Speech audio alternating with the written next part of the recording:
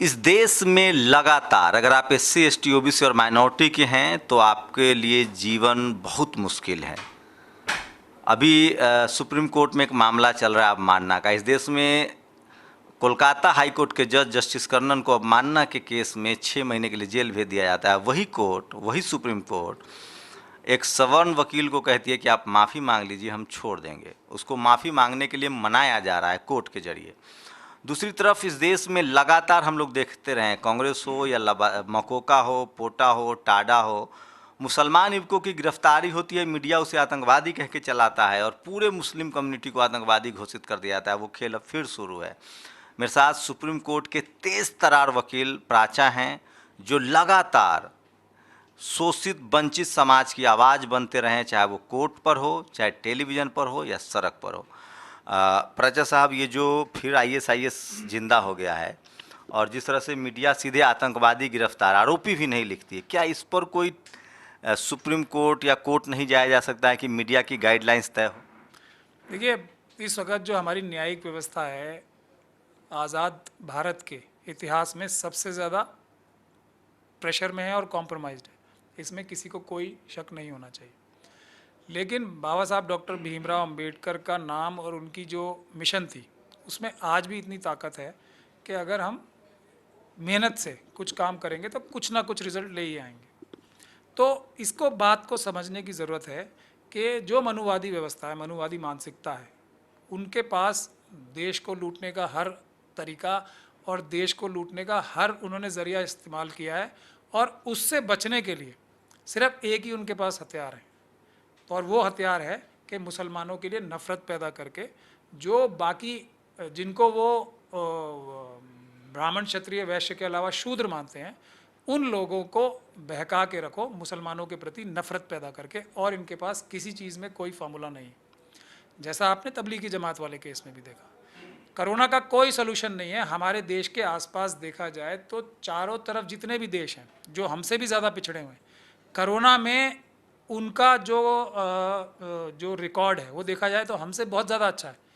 लेकिन यहाँ पे अपनी इनकॉम्पिटेंस को छुपाने के लिए, अपनी चोरी, करप्शन, लूट डकैती को छुपाने के लिए हर चीज़ का प्रयोग किया जाता है। मैं उस पर आऊँगा प्राचा जी, मैं उस पर आऊँगा। मेरा सवाल सिर्फ इतना है कि अगर मुसलमान को युवक, ठीक है, अगर वो किसी तरह के क्राइम में है तो उसको आप गिरफ्तार कीजिए, लेकिन वो जो, जैसे अगर मैं, मेरे ऊपर हत्या का आरोप लग रहा है तो मैं आरोपी हूँ, अगर टेक्निकल टर्म में बात करें तो मैं एक्यूज्ड हूँ, मैं दोषी नहीं हूँ, मैं गिल्टी नहीं पाया गया हूँ। लेकिन जिस तरह से एक राजनाथ सिंह का मुझे बयान याद आता है, यूपी लखनऊ का चुनाव था उस समय, बहुत सरगर्मी से बात, तो वो कहते थे कि जो आतंकवादी है वो मुसलमान, हर कोई मुसलमान आतंकवादी नहीं, लेकिन जो आतंकवादी है वो मुसलमान है। जिस तरह से टेलीविज़न अखबार छापता है आतंकवादी, आईएसआईएस का आतंकवादी गिरफ्तार, जबकि वो भारत का मुस्लिम युवा है, उसका रिलीजियस पहचान है कि वो मुस्लिम है, लेकिन वो भारतीय है। तो क्या ये जानबूझकर जब किया जाता है और पूरे कम्युनिटी को लगता है कि पूरा कम्युनिटी ही आतंकवादी घटना में है, तो क्या इसको लेकर कोई इनिशिएटिव नहीं लिया जा सकता है? सुप्रीम कोर्ट नहीं जा सकता कि भाई आप आरोपी लिखिए ना कि वो आतंकवाद के आरोप में गिरफ्तार हुआ है? उसके जवाब में मैं यही बोल सकता हूँ कि हर कोई मनुवादी मानसिकता का व्यक्ति बेईमान और चोर नहीं होता, लेकिन हर कोई चोर और बेईमान मनुवादी मानसिकता का होता है। इसका जवाब यही है।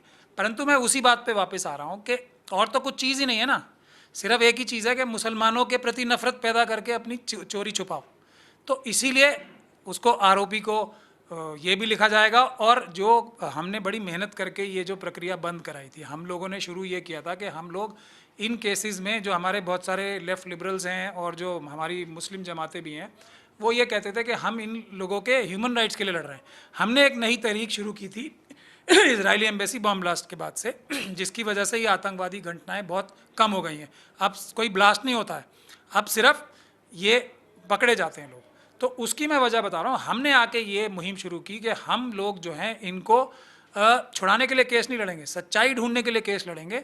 और जब सच्चाई ढूंढने के लिए हम निकले तो ये नज़र आया कि गवर्नमेंट एजेंसीज़ के लोगों ने ये ब्लास्ट कराए थे और पुलिस वालों ने ये इन्वॉल्व होकर ब्लास्ट कराए थे, और मनुवादी मानसिकता के लोगों ने सरकारी अफसरों को यूज़ करा के ये अब तक आपकी नॉलेज में अगर डेटा थोड़ा सा आगे पीछे का भी हो तो बताएंगे कि कितने मुस्लिम युवाओं को पिछले 25 साल या 20 साल में, और खासकर टाडा मकोका आने के बाद गिरफ्तार किया गया, एनएसए में गिरफ्तार किया गया और वो बाइज्जत बरी हो? देखिए 95% से ज़्यादा बरी हुए हैं, लेकिन इसमें सिर्फ आप मुस्लिम्स को मत जोड़िए, इसमें ट्राइबल्स बहुत बड़ी संख्या में। जो लोग हैं उसमें, क्योंकि मुस्लिम समुदाय क्योंकि मनुवादियों को भी ये सूट करता है कि उनको उनकी बातें हाईलाइट की जाएं, क्योंकि उससे नफरत पैदा की थी। लेकिन अगर ट्राइबल्स का रिकॉर्ड देखा जाएगा तो ट्राइबल्स को मुस्लिम कम्युनिटी के लोगों से, नौजवानों से ज़्यादा अरेस्ट किया गया है झूठे मुकदमों में। और ये 95% मुकदमे झूठे होते हैं। 5% की बात मैं इसलिए नहीं कहता क्योंकि बहुत सारे लोगों को खुद हमारी जो मनुवादी मानसिकता की डीप स्टेट है वो खुद प्लांट करती है ये कार्य करने। वो तो उन 5% को छोड़ के बाकी 95% लोग बेगुनाही होते हैं जिनको झूठा फंसाया जाता है। ये जो SC ST OBC माइनॉरिटी के लोग हैं जो बड़ी संख्या में जेलों में बंद है, जो खीरा चोरी के आरोप में बंद है, और जैसे बधावन जैसे लोग जहाँ ED चार्जशीट नहीं फाइल कर पाती है, ऐसे हालत में जो बम्बई हाईकोर्ट का भी फैसला आया है तबलीगी जमात के 29 FIR रद्द किए गए हैं, उसको लेकर क्या कहते हैं? कुछ उम्मीद बंद रही है? तबलीगी जमात से पहले अभी एक आजकल सोशल मीडिया पे एक बहुत बड़ी वो वायरल हो रहा है, करीब 36 लोगों का बताया जा रहा है जो 10 लाख करोड़ देश से या बहुत बड़ी संख्या में पैसा लेके देश से भाग गए हैं या देश का पैसा चुराया। तो उसमें तो नित्यानंद 17,000 करोड़ लेके चले गए, उन्होंने अपना एक देश बना लिया है। तो उसमें जो सिर्फ ये आया है कि सारे के सारे तो मनुवादी मानसिकता के हैं, मनुवादी घरों में पैदा हुए हैं, या उसमें से एक ही व्यक्ति ऐसा है जो गुजरात से नहीं है। तो ये दोनों चीज़ें बहुत महत्वपूर्ण हैं, इसको आपको डिटेल में रिसर्च करके करना भी चाहिए कि क्या गुजरात में पैदा हुए हुए मनुवादी जो हैं वही इस देश को लूट रहे हैं, वही चाइना से संबंध बना रहे हैं, वही चाइना के हाथ भी देश बेच रहे हैं। इस पे आप ज़रा मेहरबानी करके एक डिटेल रिपोर्ट करें तो देश को पिक्चर पता होगी कि ये गुजरात में बैठे मनुवादी कर क्या रहे हैं देश के साथ। जहाँ तक तबलीगी जमात का सवाल है, मैं शुरू से पहले दिन से ये बात कहता आ रहा हूँ कि मेरी नज़रों के सामने से आज तक एक भी जो तबलीगी जमात वाले हैं उनका पॉजिटिव रिपोर्ट मेरे पास नहीं आया है, क्योंकि मैं उसको एनालाइज करके देश को बताना चाहता हूँ। मैं आज भी इनवाइट कर रहा हूँ हमारे माननीय होम मिनिस्टर साहब से भी, अमित शाह जी से, और हर्षवर्धन साहब से, हेल्थ मिनिस्टर साहब से, और लव जो हमारे अग्रवाल है। आपको जानकारी है होम मिनिस्टर कहाँ है? मुझे जो अखबारों से और आपके माध्यम से पता लग रहा है वो खुद अभी इस वक्त एम्स में है शायद। लेकिन कोई रिपोर्टिंग नहीं हो रही है। तबलीगी जमात की रिपोर्टिंग जम के हो रही थी, किसको कोरोना हुआ, अमिताभ बच्चन की बीमारी पर रिपोर्टिंग, गृह मंत्री को लगता है मीडिया ने अकेले छोड़ दिया। नहीं, वो तो रिपोर्टिंग और भी चीज़ों पे नहीं हो रही है। जो अभी राम मंदिर का जो वो रखा गया था, शिलान्यास किया गया था, वहाँ पे महंत नृत्यदास थे, उनकी बारे में भी रिपोर्टिंग नहीं हुई। अल्लाह ताला उनको जल्दी शिफा अता फरमाए, क्योंकि कोई भी व्यक्ति है उसकी हेल्थ को तो ख्याल रखना ही चाहिए। अमित शाह जी को भी बहुत जल्दी ठीक होना चाहिए, क्योंकि अगर वो गलत काम कर रहे हैं तो जनता उनको हटाएगी। इस प्रकार से उनकी सेहत खराब नहीं होनी चाहिए। हम लोग उनकी सेहत की बहुत मजबूती से दुआ पर आते हैं, क्या लग रहा है ये तबलीगी जमात वाला जो फैसला है बॉम्बे हाई कोर्ट का, इससे कुछ मीडिया सीख लेगी या चीज़ें फिर अलग? नहीं, बिल्कुल नहीं लेगी। मनुवादी मानसिकता कभी सीख ले सकती है? उनको तो पता ही है सारा कि ये झूठा फंसाया जा रहा है इन्हें। भारत सरकार की प्रेस कॉन्फ्रेंस करके झूठ बोले जाते थे। इसीलिए मैं कह रहा हूँ लव अग्रवाल साहब को भी शायद कोरोना हो चुका है, जो बड़े बड़े झूठ बोलते थे ऑफिशियल उस पर बैठ के कि 1/3 कोरोना का तबलीगी जमात से हो गया। लेकिन इसमें जो तबलीगी जमात की लीडरशिप है उसकी मैं कहीं ना कहीं नहीं बल्कि ज़्यादातर गलती उन्हीं की मानता हूँ। प्रशांत भूषण एपिसोड को कैसे देख रहे हैं? वही मीडिया, वही देश खड़ा होता है प्रशांत भूषण के साथ जब मानना कि वो दोषी पाए जाते हैं। जस्टिस कर्णन के साथ देश खड़ा नहीं होता। और सुप्रीम कोर्ट ने कहा था जस्टिस कर्णन का आप इंटरव्यू नहीं कर सकते, आप उनसे बात, मैं 3 दिन चेन्नई में पड़ा रहा, उन्होंने मुझसे बात नहीं की क्योंकि सुप्रीम कोर्ट ने रोक लगा दी थी। क्या लग रहा है यहाँ भी कोर्ट में अगर आप कोर्ट का आप मानना भी करें और सवर्ण समाज से हैं तो आप बच सकते हैं, दलित हैं तो आप जेल चले जाएंगे?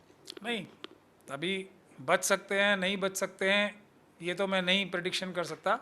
लेकिन सुप्रीम कोर्ट के जज कह रहे हैं कि भैया माफ़ी मांग लीजिए, मोहलत दे रहे हैं आप 2 दिन में, तो बचा ही नहीं। इस बच सकते हैं नहीं बच सकते हैं, भविष्य जो दृष्टा होते हैं वो सिर्फ हमारे मनुवादी मानसिकता के लोग ही होते हैं। लेकिन ये साफ तौर पे हमारी सुप्रीम कोर्ट ने भी सबने दिखा दिया कि अगर 2 लोग एक जैसा कार्य करेंगे तो उनकी ट्रीटमेंट जो है हमारी देश की न्यायिक व्यवस्था बाबा साहब डॉक्टर भीमराव अंबेडकर के संविधान के सबसे बड़े आर्टिकल 14 के खिलाफ जाके होगी। एक ट्रीटमेंट होगी एक तरह के लोगों के साथ और दूसरी तरह की ट्रीटमेंट होगी दूसरे तरह के। और इस पे हमारे समाज को बहुत बड़ी जागरूकता, खास तौर पे अम्बेडकरवादियों को जागने की आवश्यकता है कि वो देख लें ये हैं हालात।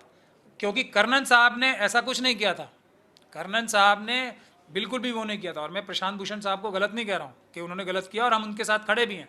लेकिन कर्णन साहब ने ऐसा कुछ नहीं किया था जो प्रशांत भूषण साहब ने किया। लेकिन अगर कोई उनका क्या- मुस्लिम वकील होता तो क्या स्थिति होती और खराब स्थिति हो जाती? नहीं, उसको शायद फांसी पे चढ़ा दिया जाता, जैसे मुझे चढ़ाया जाएगा शायद। अच्छा, ये एक स्लोगन है सत्यमेव जयते, जो अशोक चिन्ह के नीचे है। सुप्रीम कोर्ट में एक स्लोगन या दिल्ली हाई कोर्ट में एक स्लोगन नया आया है कि जहाँ धर्म है वहीं जीत है। तो इसको लेकर क्या रहा है आप? ये पहले से चल रहा था या अभी किया गया? क्योंकि धर्म तो सभी धर्मों को बराबर की नज़र से देखना, तो फंडामेंटल राइट्स है। वो बाबा साहब ने दिया है। और स्टेट जो है वो सेकुलर है, ये भी बाबा साहब ने कहा है। धर्म से अलग होके, चाहे वो कोई भी धर्म का व्यक्ति हो, स्टेट के फंक्शंस जो होंगे वो धर्म से अलग हटके होंगे। अब लेकिन मुसीबत और जो दिक्कत मनुवादी मानसिकता की ये है कि अगर वो धर्म के नाम पे लोगों को बेवकूफ़ नहीं बनाएंगे तो फिर काम करने पड़ेंगे। तो ये तो धर्म के नाम पे तो हर एक जगह आना ही है। तो अच्छा, 16 सौराब जी जो पूर्व अटॉर्नी जनरल है, उन्होंने कहा है कि जुडिशियरी करप्ट है भारत की। उन्होंने साफ साफ कहा, आप मौका दीजिए प्रूफ करके दिखा देंगे प्रशांत भूषण। क्या लगता है ये बयान, इस तरह का बयान जो दिया जा रहा है, अब सब कुछ साफ है? और कोलिजियम सिस्टम पर आपकी क्या राय है? देखिए, मेरी राय कोलिजियम सिस्टम से भी नहीं है। मैं इस बात से कोलिजियम सिस्टम या किसी सिस्टम को मैं उससे एग्री नहीं करता हूँ। सिस्टम सिर्फ एक है इस देश में, और वो सिस्टम है 100% रिजर्वेशन। जब तक 100% रिजर्वेशन सुप्रीम कोर्ट में और देश के दूसरे इदारों में नहीं होगी, न्याय बिल्कुल नहीं मिलेगा। अम्बेडकरवादी ये बात साफ तौर पे समझ लें, क्योंकि जब तक 100% रिजर्वेशन नहीं हो रही, क्यों ये पीड़ा, ये दर्द जो कि एक एससी कम्युनिटी का व्यक्ति समझ सकता है, जो व्यक्ति उस समाज से नहीं आता जज बन जाए, वो कभी अंदाज़ा ही नहीं लगा सकता। हम सैकड़ों केस कर रहे हैं, जो हम रवैया देखते हैं जजेस का, और हो सकता है उनमें से कोई बहुत सारे अच्छे जज भी हों, उनका भी रवैया है कि वो पीड़ा वो समझ ही नहीं सकते, क्योंकि उन्होंने उससे गुजरा नहीं। डाइवर्सिटी जरूरी है। डाइवर्सिटी नहीं, जो मैं ये कह रहा हूँ कि अम्बेडकरवादियों को, मैं डाइवर्सिटी ये सब जो हैवी वर्ड्स हैं उसमें बिलीव नहीं करता हूँ। मैं सिंपल व्यक्ति हूँ, सिंपल बात करता हूँ। जो व्यक्ति अम्बेडकरवादी बैकग्राउंड से आते हैं वो हमेशा अच्छे जज बनेंगे, क्योंकि वो पीड़ाएं देख के ऊपर उठते हैं। जो एक प्रोटेक्टिव एनवायरनमेंट में बैठ के व्यक्ति जज बनेगा, वो बुनियादी तौर पे अच्छा जज नहीं हो सकता। ये उसकी भी गलती नहीं है। लेकिन ये अगर कोई 16 सौराब जी की जगह अगर प्राचा होते और वो मोहम्मद प्राचा कहते कि जुडिशियरी भ्रष्ट है, तो अब तक क्या हो गया होता? लाइसेंस रद्द? पहली बात तो मैं देशद्रोही घोषित हो गया होता। दूसरी बात, क्योंकि आप मुसलमान हैं।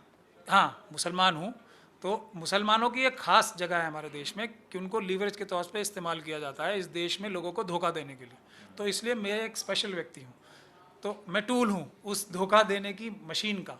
तो मेरा तो सबसे ज़्यादा ख्याल रखा ही जाता, और हो सकता है मुझे फांसी की सज़ा भी दे दी जाती, या लाइफ इम्प्रिजनमेंट में भी दे सकते हैं, क्योंकि कंटेम्प्ट को एग्रीवेटेड कंटेम्प्ट बना देते हैं। तो मेरे लिए तो 50 कंटेम्प्ट बता देते कि प्राचा साहब ने एक प्रेस में नहीं छपा है, इनका 200 प्रेस में छपा है कि इन्होंने कहा करप्ट है। तो ये एग्रीवेटेड कंटेम्प्ट है, और इनको 6-6 महीने की 100 बार सज़ा दी जा रही है, यानी कि इनको 6000 महीने की सज़ा दी जाएगी। ये फ़र्क है, क्योंकि मैं मनुवादी मानसिकता के बैकग्राउंड से नहीं आता, मैं अम्बेडकरवादी हूँ। तो मेरे साथ यही होना है। जो अम्बेडकरवादी नहीं है उनके साथ एक अलग ट्रीटमेंट होनी है, जो कि प्रेफरेंशियल होती है। इस बात को तो हमें सबको मानना ही चाहिए। सॉल्यूशन क्या है अब? क्या हम ऐसी तरह से डेमोक्रेसी को मरते हुए देख रहे हैं, सब कुछ लगभग खत्म मान लिया जाए, या कोई सॉल्यूशन है? पॉलिटिकल सॉल्यूशन है या राजनीतिक सॉल्यूशन ही मुझे लगता है कुछ आना चाहिए? क्या हो सकता है? पॉलिटिकल सोल्यूशन ही होता है हर चीज़ का। कोई आजकल डंडे का या तलवार का सोल्यूशन तो नहीं है। बाबा साहब ने हमें संविधान दिया है, बाबा साहब ने हमें कलम दी है, और बाबा साहब ने हमें शांतिपूर्ण ढंग से रास्ता दिखाया है जिससे हम हर लड़ाई जीतेंगे। कमी हमारे सब में, अपने में है, अम्बेडकरवादियों में, और किसी में कमी निकालना मैं समझता हूँ उचित नहीं होगा। कि चोर चोरी कर रहा है और हम जो मालिक हैं देश के 85% लोग उसे रोक नहीं पा रहे, तो किसकी गलती हुई? तो हमें जिस दिन हम चोर को रोकने में कामयाब हो गए, मैं फिर दोहराऊं वो बात कि चोर और बेईमान कौन होता है? हर मनुवादी मानसिकता का व्यक्ति चोर और बेईमान नहीं होता, लेकिन हर बेईमान और चोर व्यक्ति मनुवादी मानसिकता का होता है। तो जब तक बाबा साहब अम्बेडकर को मानने वाले इन चोरों और बेईमानों को पकड़ने में कामयाब नहीं होंगे, इनको पकड़ के जेलों में नहीं भरेंगे, तब तक ये अन्याय जारी रहेगा। लेकिन अगर हम एक हो गए तो एक रात की बात है, अगले इलेक्शन में से ये लोग चोर और बेईमान कहीं दूर दूर तक नजर नहीं आएंगे। तो ये मोहम्मद प्राचा हैं, सुप्रीम कोर्ट के तेज तर्रार वकील हैं, और सबसे बड़ी बात है कि आपकी भागीदारी नहीं है इस देश में। जो अब जो जातिवाद है, अब जो जाति के नाम पर और धर्म के नाम पर जो एक्सप्लाइटेशन हो रहा है, शोषण हो रहा है, उसके 6 बड़े केंद्र है। Media, judiciary, bureaucracy, college, university और बिजनेस, और इन सब जगहों पर जाति विशेष और धर्म विशेष के लोग हैं।